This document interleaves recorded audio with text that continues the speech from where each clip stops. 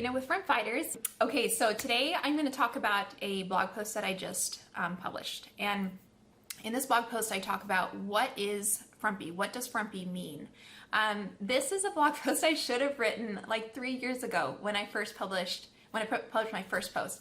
Honestly though, when the website first started, I used the word Frumpy. I mean, that was a cornerstone of what I wanted the blog to help with. It was just a term that I felt. I thought of that word when I looked at my outfits and just thought about how I feel in my clothes before starting the blog. But the brand initially was Now That I Can Do Mama, and then switched over as the community on Facebook grew and kind of started identifying themselves as Front Fighters. So we switched over to that, and so obviously the word Frumpy is used a lot by the people in our group, and sometimes there has been some confusion about what exactly we mean by that word. What does at least this blog stand for when we talk about Frumpy? So I would love to hear in the comments. Please share with me what your perception of the word was, what it meant to you, and then hopefully this will shed some light on what it stands for as far as what the blog can help you with, and just give you some clarity there. I'm just going to be looking at my notes here, which is the blog post, and this video will be probably embedded on the blog post, but you can go to the blog post itself to see pictures of what I'm talking about and to get it all in written text. So first of all, what Frumpy is not.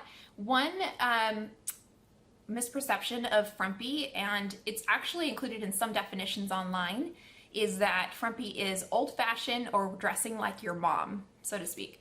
So kind of looking dated. And although initially, I would say when I started the blog, I did have a problem with dressing quite old-fashioned and dated, and I didn't know how to, or have the confidence to dress trendy or to incorporate trends into my style. So I did consider dressing dated as part of Frumpy, but I have realized that really it misses the mark just saying that dressing old-fashioned is Frumpy, because in reality you could put together an outfit that is well proportioned and is that looks good, and the pieces themselves might have a dated appearance, but you can still be very put together. So I have a lot of older ladies in my life, for example, who dress fabulously. Now it kind of works for them, especially because of their age and stuff. They're wearing pieces, you know, they don't maybe wear a lot of trendy pieces, or they're wearing pieces that are a little dated, but if they know how to put those pieces together, they have an overall like appearance that they've taken care of their hair, their makeup, that they have put some attention into what they're wearing. Their proportions are good. So really, they're not dealing with an issue of being frumpy. I think they've really achieved, if you're someone that maybe doesn't know how to incorporate trends, you've achieved the ability to maybe put together outfits that are well balanced, that fit your body and look good. And the next level, then another thing you can do, like to refresh your style, to just kind of elevate your look, is to incorporate some trends. But I would say that's the next level, and it's not essential to avoiding the frumpy look. So what is frumpy? So I will read some synonyms here. Actually, I'll just read the Merriam-Webster's definition. They say on here it's dowdy or drab, dressed in an unattractive way. Example sentences: he's a frumpy dresser. Of clothing not attractive, having an old, dull, or unflattering or untidy appearance. So here's some sentences: wore the same old frumpy sweater. Okay, you probably picture a sweater that's worn out, stretched out, and just needs to go in the trash. Frumpy shoes: those which forsake all suggestiveness in favor of comfort and mobility are back. And that's a quote by Misty White Siddell. Another quote here by Christina Frank is: baggy pants look wide and therefore frumpy. So essentially, frumpy is baggy, shabby, sloppy, unkempt, mumsy, or dowdy. I feel like mumsy is not a word I really use, but maybe it'll kind of trigger for some of you. So those are some synonyms I found. In essence, there's like 4 things that you could say are going on when your outfit is frumpy. It's ill-fitted, usually too large, and it doesn't complement your particular body shape. So a lot of times we hide under larger clothing, but you end up then looking frumpy and really don't deal with the issue, which it is that you need to embrace your body and learn how to dress your body shape correctly with the right size clothing. Second is it's old or worn out. Could be another way that something is frumpy. So if something you've just had in the closet for way too long, it's faded, stretched, or it's lost its shape, then it's going to have that frumpy appearance. Or just unkept, so wrinkled or dirty, misproportioned, no balance, baggy, or just gives you an awkward appearance. So I give some examples of what that looks like on the blog post. And when I took those pictures, like by then I had really cleaned out my wardrobe, so it was kind of hard to find some pieces and put them together in a way that was frumpy. But there are some examples on there. So I'm going to go over now some quick tips for avoiding the frumpy look, how to fix your outfits. And then I'm going to talk about how much this really matters and kind of share my heart on this, okay? Because I don't want anyone to feel bad by reading this post. I want you to be uplifted and encouraged and inspired, okay? And excited about the changes you can make. So 9 quick tips for how not to look frumpy. Tip 1 is to balance your proportions. So very simple. If you are wearing pants that have, there's wide pants or a skirt that is, A-line, not a pencil skirt, basically, not a mini skirt or something very fitted. Anything that goes out and is somewhat baggy or loose on the bottom, whether it's pants, shorts, skirt, then on the top you should wear something fitted to contrast it. So either a tank top with something on, like a completer piece on top, or a fitted t-shirt tucked in. You want to wear fitted versus slouch on the bottom. And then the reverse is true. If you wear a, tunic top or a slouchy shirt, which are totally popular right now, let's see, like a blouse or something that has a lot of, that's more on the baggy side, as long as it fits your shoulders, and it's the correct size for you. But if the style is a baggy style, then on the bottom you should wear something fitted. So skinny jeans, a pencil skirt, you could wear leggings if you're wearing like a tunic or something like that. So you want that proportion to be correct. Otherwise, you are just widening your frame because the whole thing is just wide all the way down. Okay, so that's tip number 1. Tip number 2 is to wear a slim profile shoes instead of bulky old ones, okay? So if you have, a big one is if you have old sneakers that maybe are your running sneakers, don't wear those for daily life. Invest in some, they're not that expensive. You can get a pair for $20 or $30 of slip-on sneakers that are, slim profile, and I give examples in the Stay-at-Home Mom's wardrobe plan. You can get also lace-up sneakers if you prefer that, but there are styles that are more like street styles. They're not meant for running and, athletics. So swap those out. I really recommend it. This can also go for if you have heels that are really bulky, don't fit you well, or their shape, maybe it's a square shape at the front and there's just a lot of thickness to them. Sometimes they can look frumpy. So look for a slim profile shoe and you'll be able to see it. When you put it on, it fits you well. There's not a lot of like leather or sole going on or whatever. So slim profile shoes can really help. I had a pair of ankle boots that just didn't work because they were a little too wide for my feet.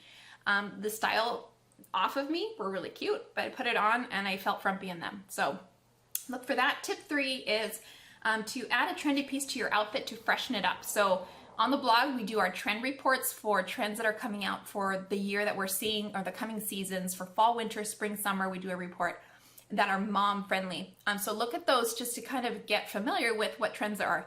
And then I don't recommend having a whole wardrobe of trendy items because it'll be frustrating to try to keep up. But pick some items that really vibe with you, that you love the style, and add that to your outfit. So you can have a very simple t-shirt and denim shorts on, but then you wear maybe those, a popular necklace that's popular right now. So at the time of this recording, those minimalist necklaces that have almost choker style plus another little pendant coming down here like in gold is really popular. or statement style necklaces where it's almost like some fabric on some flower fabric and colors and gems and stuff. Those are popular too. So, you know, find something, whether it's a handbag or, I mean, how many times do moms wear handbags other than going to a party without the kids? So maybe not that. But even if it's like a diaper bag that's like a backpack, one of those chic backpack style diaper bags that are new, you know, find some more updated, trendier items to add, and that'll just freshen up your whole look and just make you look more relevant. So again, that is not necessarily fixing the frumpy in your outfit, but it's like the next level to really help freshen up your outfit. Tip 4 is to trade shapeless shirts for fitted ones with pretty details. So any of those shirts that you've gotten for free, keep those for working out, working around the house. But otherwise, try to get shirts that are, you know, fit your shoulders correctly and the rest of your body. Embrace your curves. Don't try to hide them under a lot of fabric. And look for pretty details. So lace or, you know, pattern mixing or like crochet detail or little pom-poms, you know, or whatever it is. There's lots of fun details. So even if it's your solid, you know, shirt that I recommend in the Wardrobe Essentials plan, you know, find one that has a little bit of lace cap sleeves or something like that. And that can really help you avoid a frumpy kind of worn out look. Tip 5 is to hem your pants to the correct length. So you don't want any bunching at the bottom. This is true whether you have skinny jeans or more of the flared jeans. They should be ending without hitting the floor, and they shouldn't be bunching up at the front. So you can have them hemmed. You can take them to a tailor and have them hem for $15 to $20. I wouldn't do that.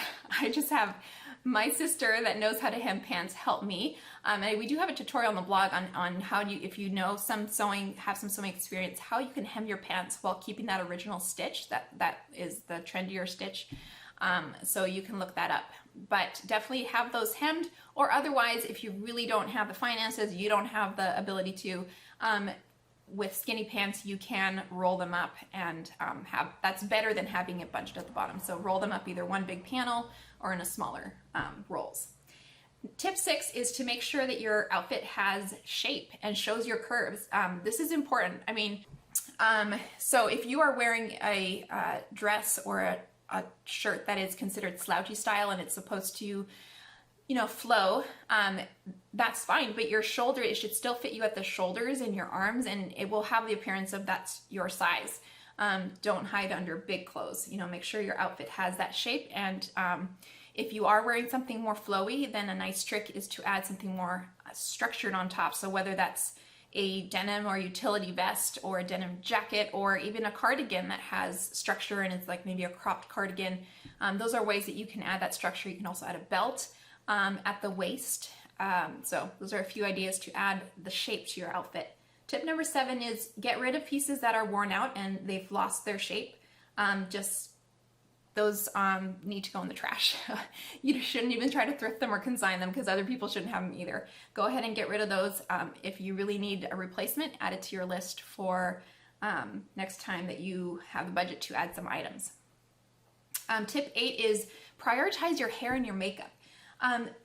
Even if you're just wearing like frumpy clothes that is really way too big for you, like your husband's shirts and your jogger pants or something like that. If your hair and your makeup is impeccable, so like you've taken the time to curl your hair a little bit or put on some makeup, it's amazing how you overall, like your clothing might be frumpy, but your overall look is somewhat put together.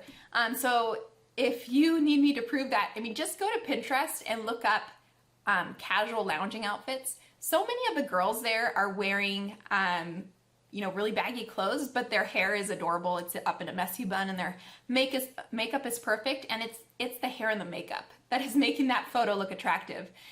So hair and makeup plays a huge important part. If I can have a nice outfit on, like just a cute, simple, casual outfit on, but if I haven't done my makeup or a little something with my hair, which it takes, you know, 5 to 10 minutes is what I take on a daily basis for my hair and makeup. I'm gonna feel overall frumpy because it's also the unkept look. So prioritize your hair and makeup, I'd say, even before you put on a nice outfit.